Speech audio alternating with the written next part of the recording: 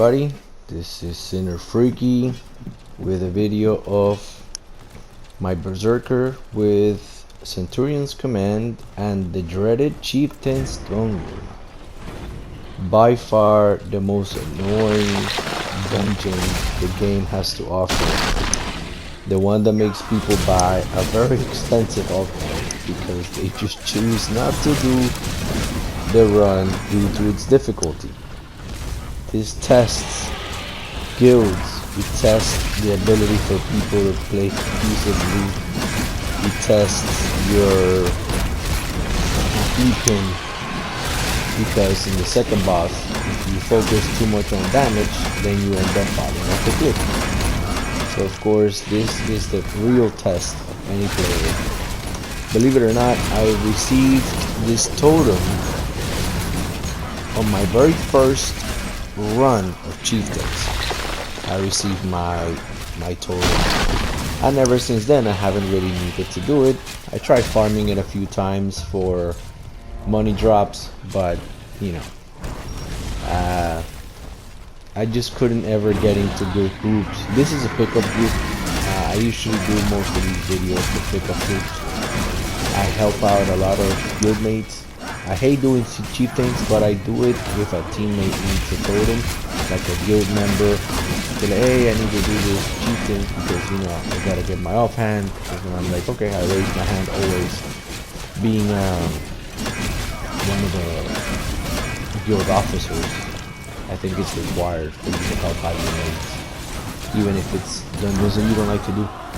So yeah, the first boss, you can see, very straightforward. When he goes into the little flying mode that he turns into stone, you guide him into one of the dynamites, and then you evade rocks, not like I did there, but you evade rocks, deal damage smartly, don't push too hard, rely on the whole entire group to deal its consistent amount of damage. Nobody really needs to pull anybody's weight. And notice how the last rock I got hit for half the damage, because when I'm guillotined, I take half damage from any incoming enemy attacks, which is great. That's the reason why Centurion's command is way better than Nightwind, just because survivability. You are gonna take hits a lot better. Half damage, it's big, it's huge. Same way blind executioner, huge earthquaker, you take half damage. So it's kind of a big deal. So again, yeah, basically you're just guiding him into the dynamite. So he goes down. When he does go down, that's when you put on the multi damage. That's when you hit the fury, and that's when I feed him senseless. So yeah, the snitch is definitely the easiest of the bundle of the chieftains. I'll just stay quiet for now, let you watch the rest of this, because it's very self-explanatory. This is not the boss that gives you issues. Definitely not. If you have issues beating this boss, don't even continue doing the rest of it. The group is too weak to handle what's coming. The next boss is the real test. So to die, so I was quiet, but I just rambled on. Okay, he's dead. So here comes the next boss. The fun stuff. The fun. Alright. Here's the bridge. Make sure everybody gets through and not get catapulted when the gate goes up, because that happened to me once. Here goes. Patience. Staying out of its way. Moving around a lot. Not engaging 100% of the time. Just using a whirlwind to get my fury. Not so much of the basic attacks. I'm just staying out of the way of the Tetris-like shapes in the floor so that you don't get thrown out of the stage. So, yeah. He does his little slams, you stay out of the way, and then get in the little puddle. If you don't stand in the puddle, you're gonna get blown off. See it right there. And then one of the main tricks is learning how to use your jump to move quickly from one direction to the other. See, using the jump is imperative to get out of the way of things. Oh, look at that guy. About to get hit. Move. Oh, saved by the bell. Alright. There we go. Then let's put the hurt on. You don't always have to hit him. You don't always have to try to push out as much damage as you can, because you have to play smart. This guy has very little health bar. His health bar is so low. All you have to do is consistently apply damage when you get a chance. Jump him, go out of the way, whirlwind.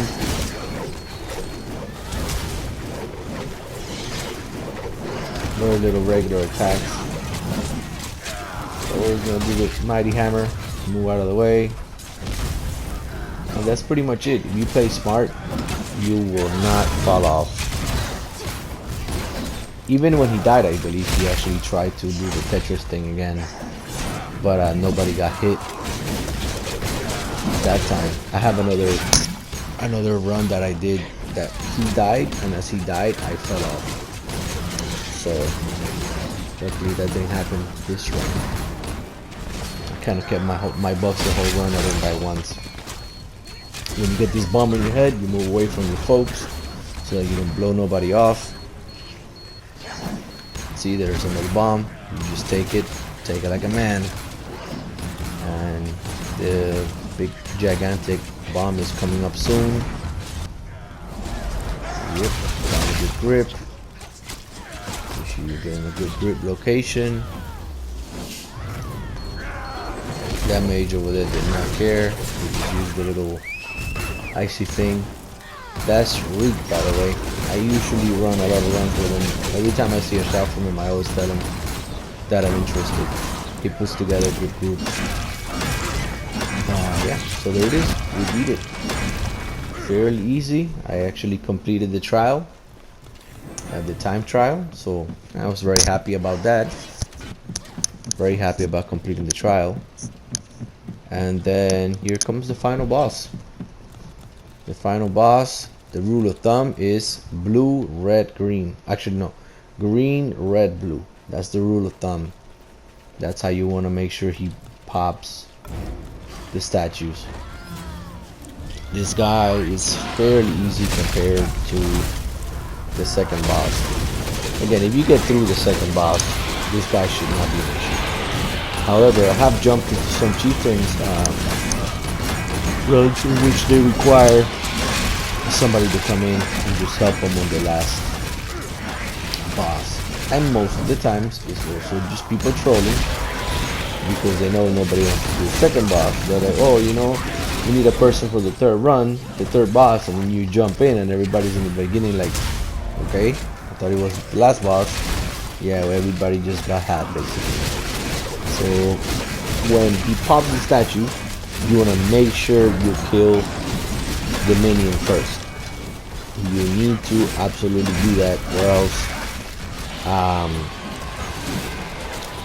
he could go from one phase to the other, and also the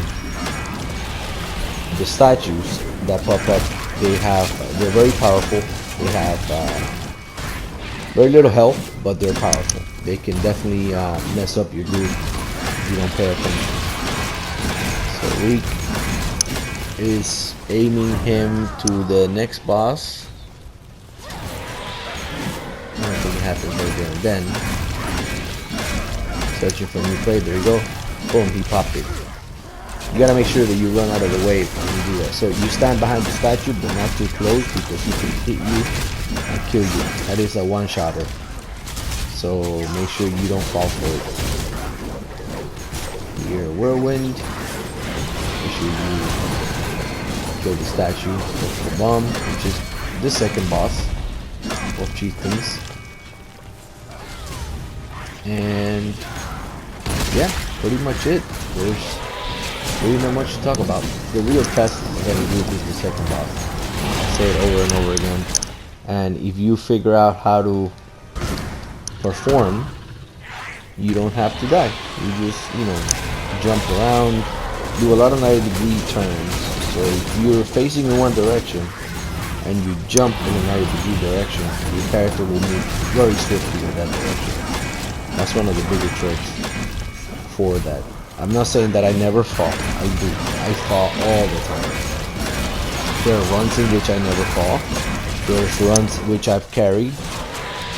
A couple people can attest to it, where I just, everybody falls and I'm the only person still in there, just being on the monster. He rages, and I still, push through the run, and I kill it for the game.